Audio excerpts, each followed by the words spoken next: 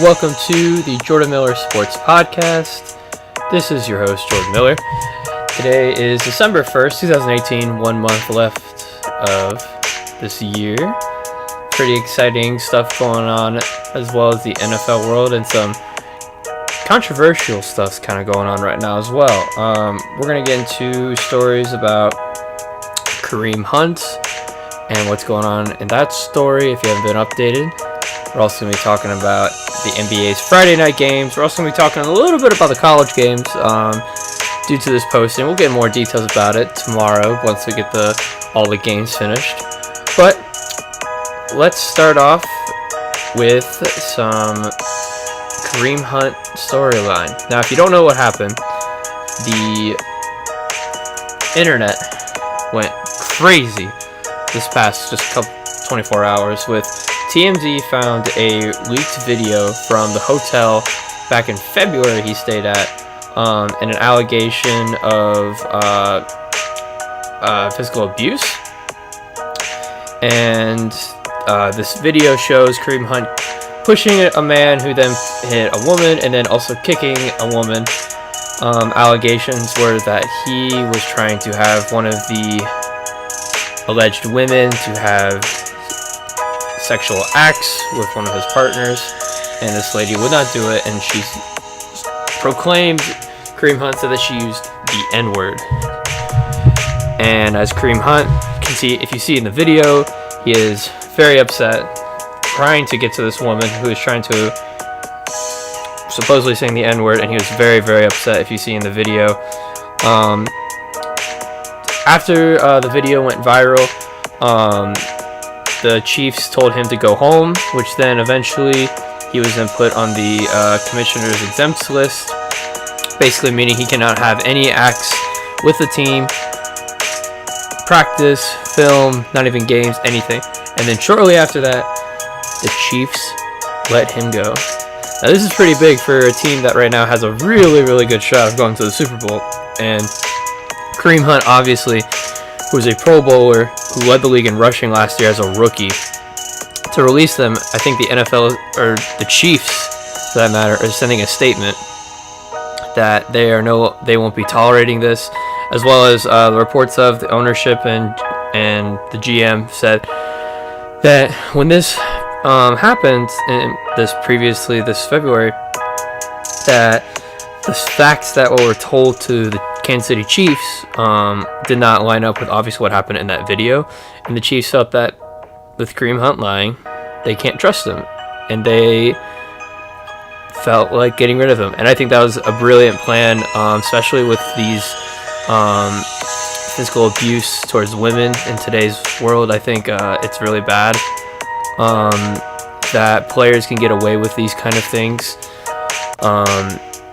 to just abuse women. And obviously now there is a more outcry of something needs to be done about this, and I think it's great that the Chiefs are sending a message after just last week Reuben Foster was arrested for domestic violence,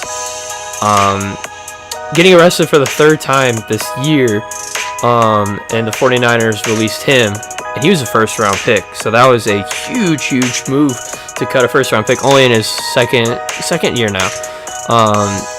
And I think that the NFL is definitely sending a message, but there is somewhat of a problem with the Kareem Hunt story, and it's interesting because now when a video is leaked, we can all say that when the video comes out now you have to cut them, you have to cut a player, because once the video comes out it's now we really see what happened. But the question really is like, how does TMZ get a video but the NFL did not? How does that make any sense? If the NFL has their own investigation and they're trying to look for this and they don't get a video, how do they not get a video and TMZ does? Now there's no shots against TMZ, but in today's world, NFL is more popular, more on demand, and you would think that the hotel where Kareem Hunt had this act, you would think that they would get the footage. You would just imagine they would. And it's really sad that this woman was a couple of women in the video were attacked and abused. You can see being thrown around or kicked, and it's sad to see that a video like that is hidden, or maybe not even hidden, not even looked at by the NFL potentially, and then TMZ will release it and then show NFL didn't do their due diligence. Excuse me. So, in conclusion, the NFL has to step up their game if they want to take domestic violence seriously, and for fans to really think that they care about domestic violence, because right now with their track record, Ray Rice, Greg Hardy, Reuben Foster, now Kareem Hunt, they need to really send a message right now, and it doesn't really help right now because if you didn't know, Reuben Foster, I said, was cut. He was then put on waivers, which basically allows the team to sign him. And the Washington Redskins picked him off waivers. To think that you can just kind of pick up a player who just got charged with domestic violence and who's been arrested 3 times, it's like, what kind of a message are you sending? It's like, yes, you will get him first if this is cleared out that he did not do this, but at the same time, he has a proven track record of getting arrested. Now this is his 3rd time this year, and it's the 2nd time he was the first time one of those arrests he was for domestic violence. It's what are you sending? Like, what are you saying, that talent is more important than what you're being charged with? Because that's what it looks like right now. Either way, Kareem Hunt does not have a job currently. After 24 hours, he hasn't been signed. He's supposed to be on ESPN later tonight with an interview with SportsCenter. So supposedly what happened or what's going on. More information will be coming out over this weekend. I think it's really interesting to pay attention to, because just stuff like this should not be happening in a professional sports league. Things like just getting away with domestic violence in today's world is just not going to be able to do it. So, enough with the Kareem Hunt story for one segment. Let's get into some NBA games on Friday night. Let's see here. So we had Cavaliers and Celtics. I talked about that game a little bit with Kyrie coming back to this versus the old team Cavaliers without LeBron there. Kyrie scored 29 points in first 3 quarters. Did a really great job.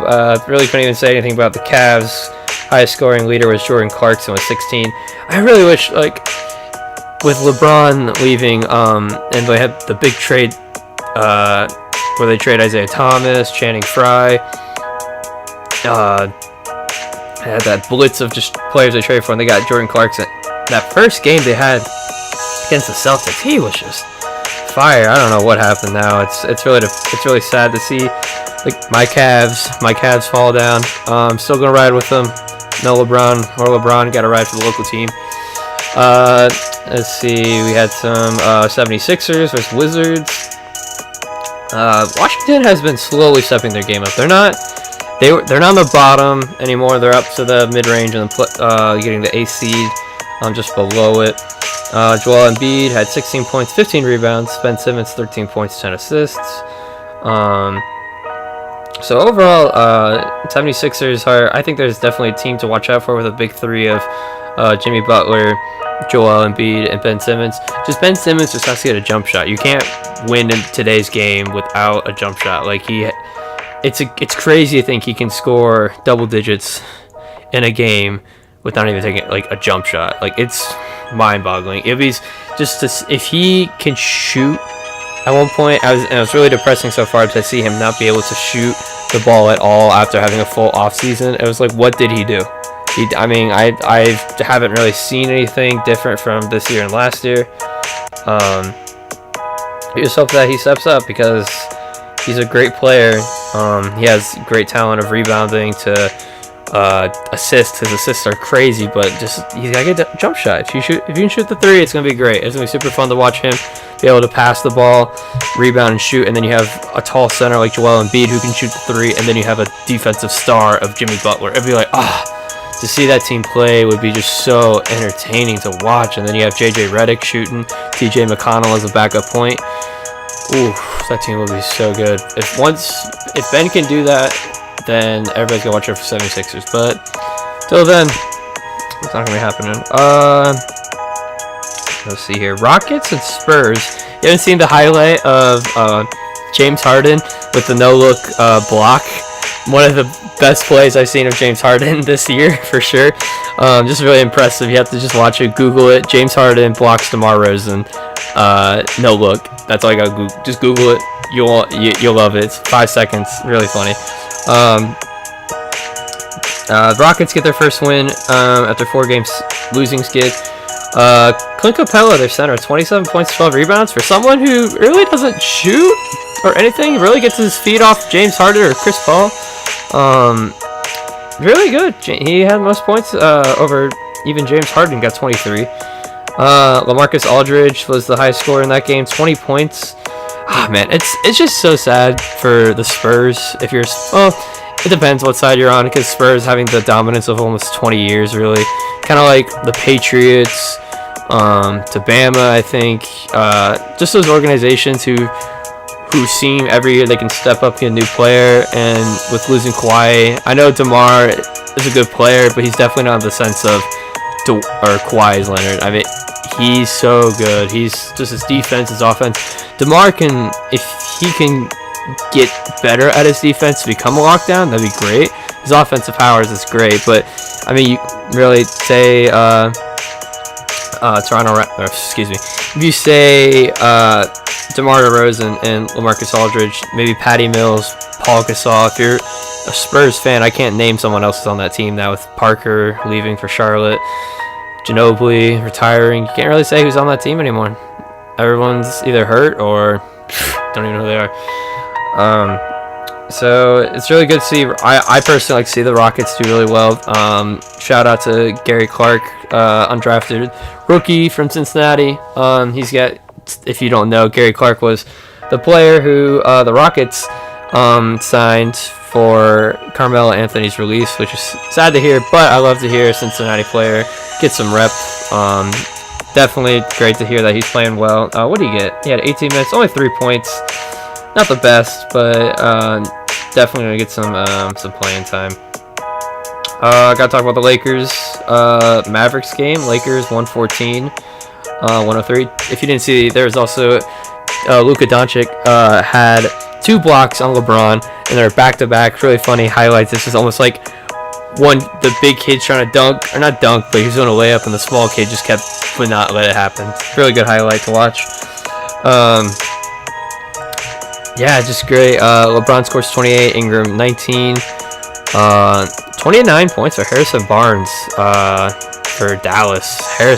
I haven't really paid too much attention to Harrison Barnes since he's left Golden State. I mean, got a max contract, good for him. He got money, but he ain't gonna get that same kind of contract again. Oh, and the big game that happened that I talked about last time on the podcast was Denver and Portland.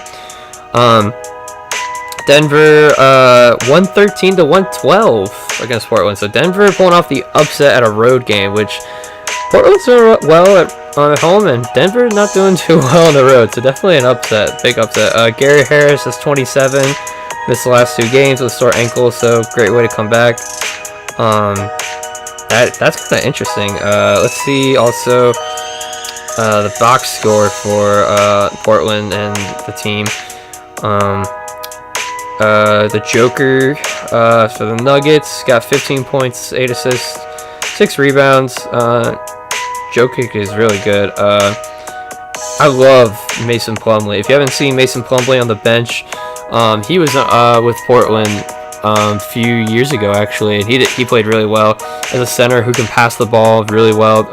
Definitely watch for him. He's one of my guys. If I say my guys is like a guy not a lot of people talk about, but he can ball. He definitely ball. You can trust him. I love Mason Plumlee. Trailblazers. CJ McCollum, 33 points. Not too bad. 14 for 21 field goal wise. Dame Lillard only getting 15. Dame's got to at least get 20 every game. He's got to get like 20, if not 25.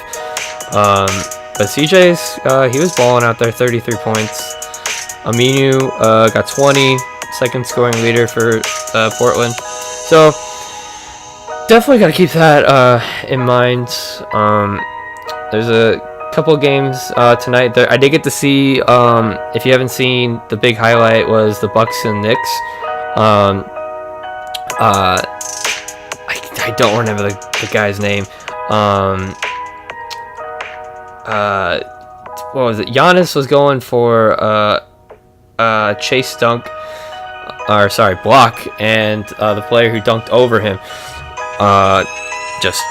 completely dunked on Giannis and then stepped over him like Allen Iverson did, and Tyronn Lue in the NBA Finals. Big highlight. That was just nuts.